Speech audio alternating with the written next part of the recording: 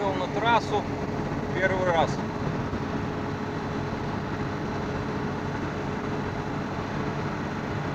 Ветер встречный кидает машину.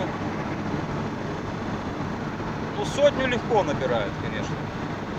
Сотню дальше, конечно, что-то, во-первых, двигатель на обкатке.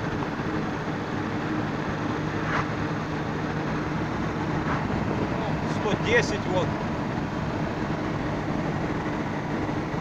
Можно ездить, только надо машину ловить. А бой ветер ее хочет снести.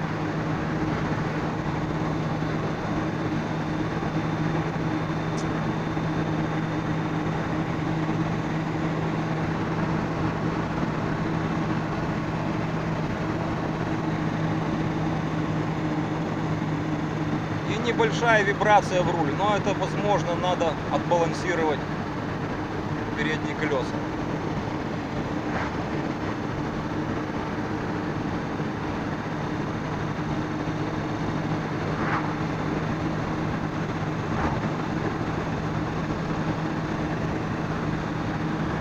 Я понял, Таврия не для трассы. Страшно ездить при таких скоростях.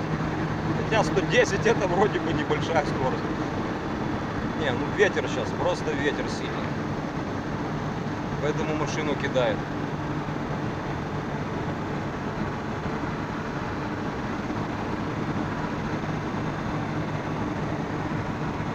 Ладно, все.